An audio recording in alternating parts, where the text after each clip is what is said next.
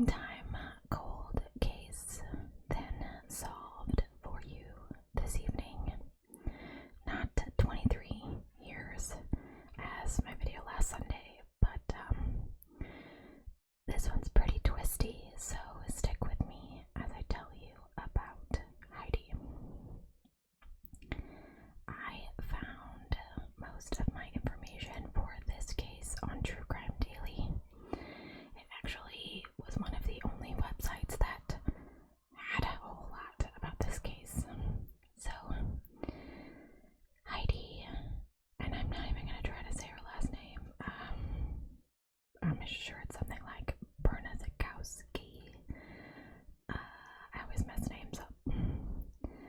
Her childhood friend Karen said after Heidi graduated high school, she was ready to spread her wings. She got her own place and picked up a new hobby, playing pool. And while Heidi was out playing one night, she meets a guy, a man named Stephen Cook. And their attraction is instant, and the relationship moves pretty quickly. Within a couple of months, they have moved in together, and Stephen works at the plumbing department at Lowe's part-time. In late April of the year 2000, around 5 p.m., Stephen picks Heidi up from work in the car that they share. He takes her home and then runs some errands. When he returns home a few hours later, he opens the door and crosses the threshold into a literal nightmare. Heidi is dead from a single slash to her throat. When Baltimore County police arrive, they find Stephen on the floor, crying, holding Heidi's body in his arms. Retired Baltimore County Police Sergeant Alan Mayer was one of the first policemen to arrive on the scene, and it is described as gruesome and bizarre. Heidi, only 24 at the time, she had been strangled, her throat slit. Cops go from room to room just trying to piece together what happened, but the story just doesn't add up. The living room area truly had no furniture in it, which police found pretty odd, but the bedroom area had been tossed, drawers pulled out, things moved, and they just thought it was pretty strange that the living room had no furniture, which, some people just can't afford furniture. Alright. In the master bedroom, the drawers had been pulled open, but the jewelry box was still there, all of the jewelry still intact. And on the wall above where Heidi had laid, a clue left by her killer, the number 1 written in the wall in lipstick. So cops start to wonder, do we have a potential serial killer on our hands? Investigators really have a tough road ahead of them. There's not a lot of evidence in this case.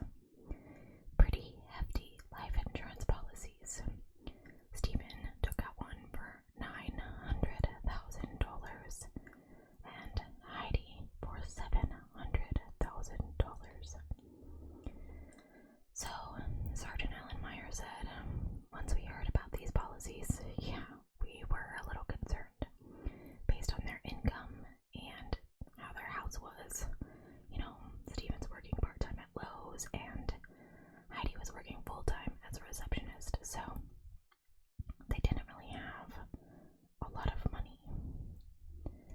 When they discussed it with the insurance agent said, well, they're just planning for their futures. When Stephen is questioned about these insurance policies, he says, oh, yeah, I totally forgot about that.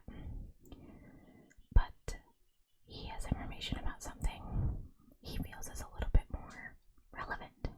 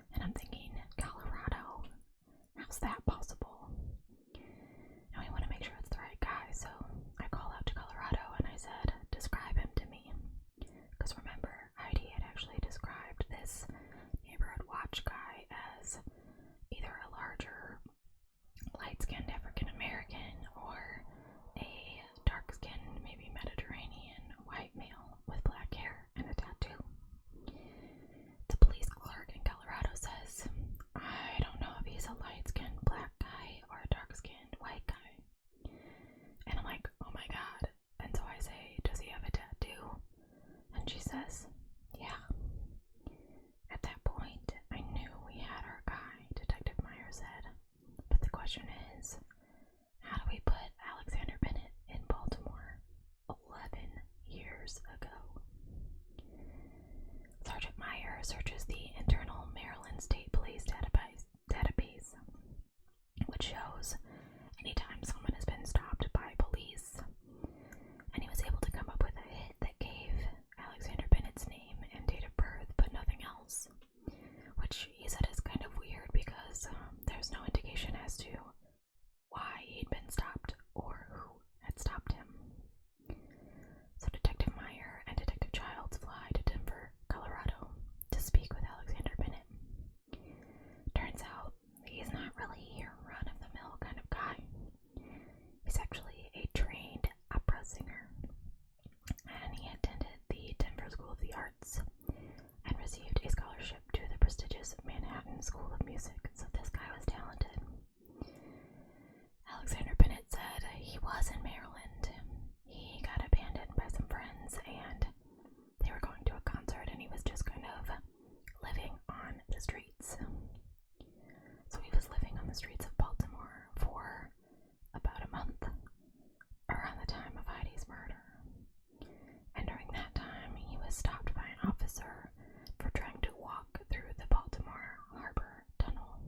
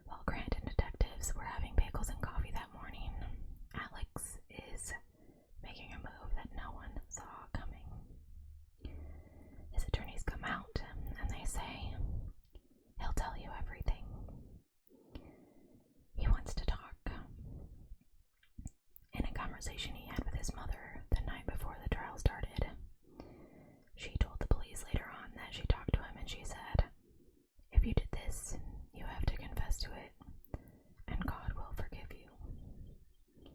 So the police take Grant back to the hotel and rush off to the courthouse to hear what Alex Bennett has to say.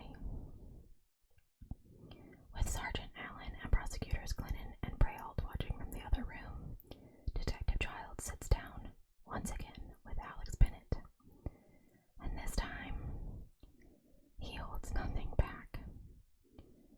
Alex spells out the gruesome details of the night he murdered 24-year-old Heidi. He says after he killed her in an attempt to mislead the cops, he used her lipstick to write the number 1 on the wall, and then went around the apartment trying to cover his tracks, all before delivering the final assault.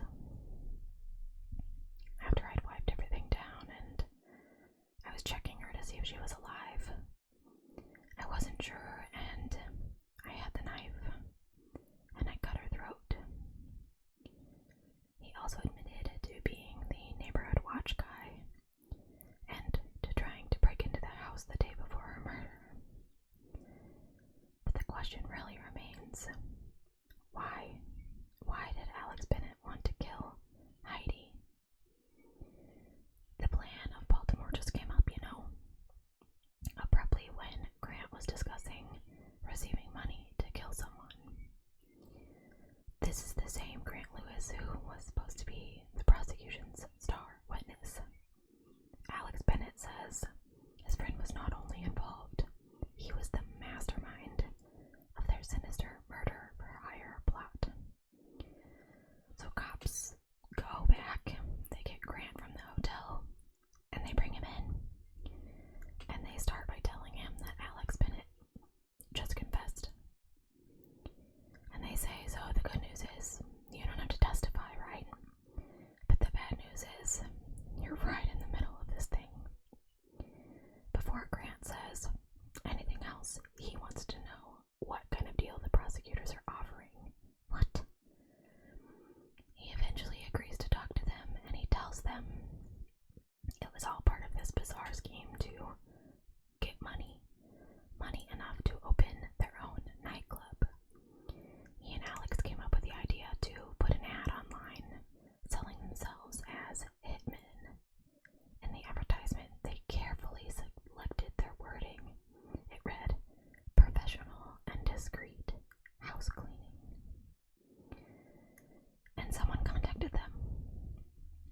He tells them that he's looking for a hit, and Grant remembers sending him an email, and this person responded, "I could pay $5,000 up front and then more afterwards or something for a hit." And Grant was like, well, yeah, that's basically what we were looking for, the down payment, and then we're good to go after that. But Grant says this deal was really a scam. They would take the money, but they would never actually hurt anybody. He said Alex was supposed to go to Maryland to talk to this guy, pick up some funds for what the guy was looking for. It wasn't supposed to be an actual murder, you get their money and you turn them in, right? Grant says that all changed when Alex decided to go rogue and actually murdered Heidi.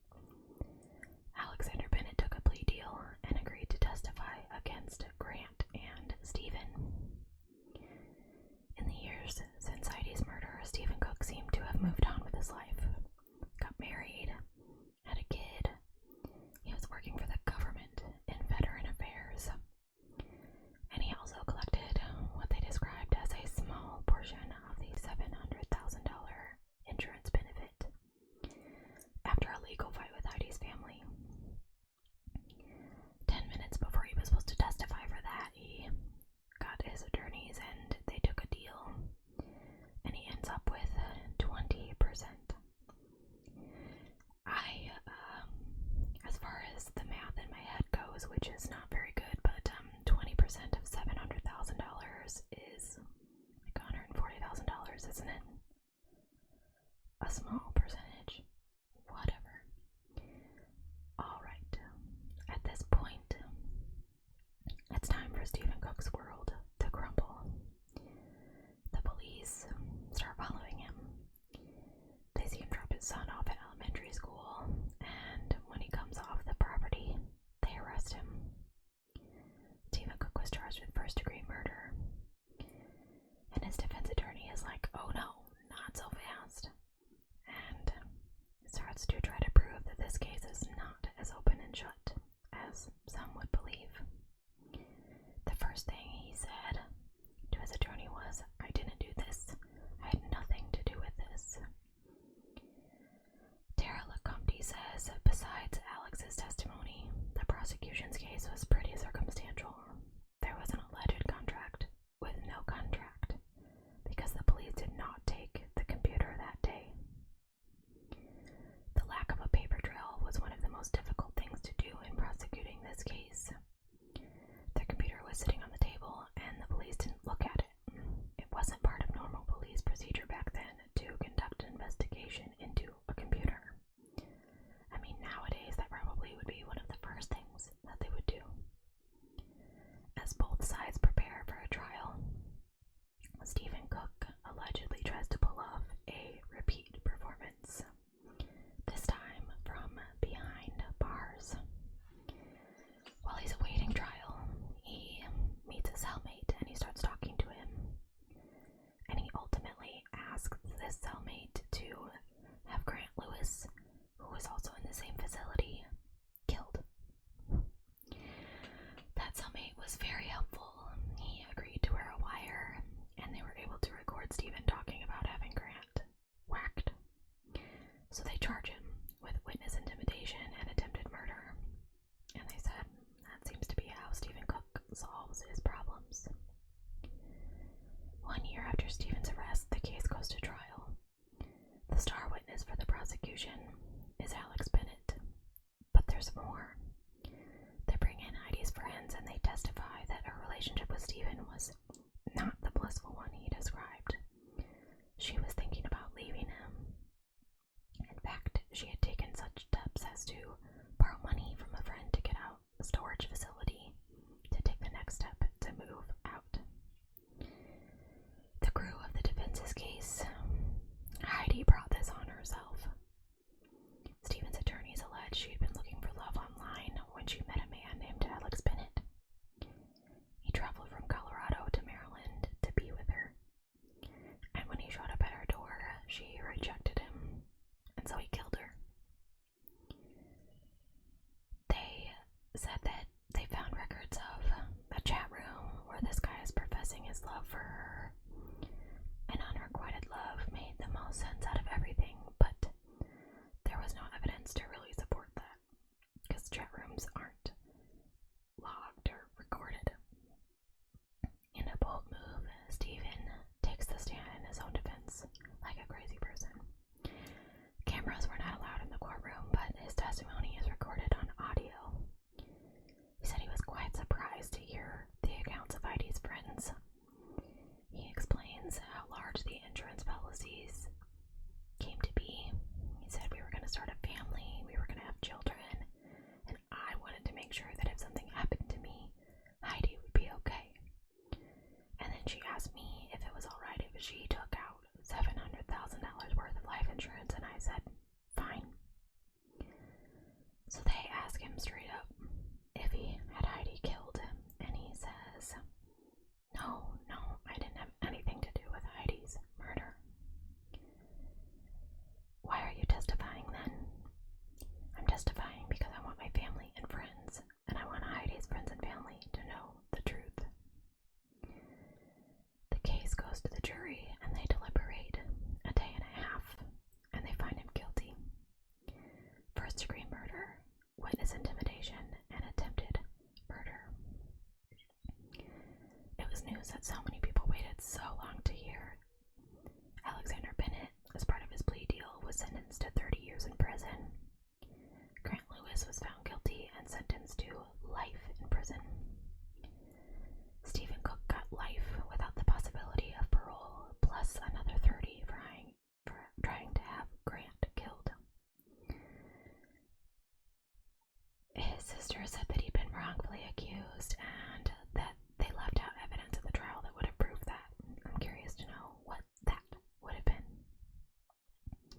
For Detective Childs and Sergeant Meyer, they're happy that they've helped bring closure after so much time to Heidi's family. Stephen continues to maintain his innocence.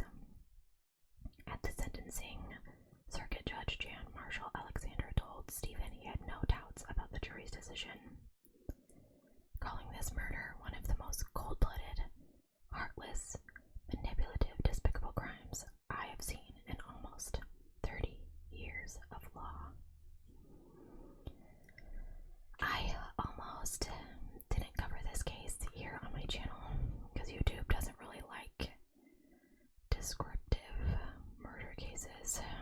We've gone a little bit more graphic than that here on my channel, but when I realized all the twists and turns that came with it, I thought maybe you guys would enjoy this one. I'm looking for a really good missing persons case to cover because I feel like we haven't done a good one in a while, but I haven't found one that's full of details to make a nice long video for you guys. I want to thank you so much for being here today. If you don't know, I have a Patreon. The link is in the description box down below, where you'll get 4 to 5 extra videos a month for as low as $2. If you're interested in extra content from me, we do get a little more personal over there. I do a lot of rambles,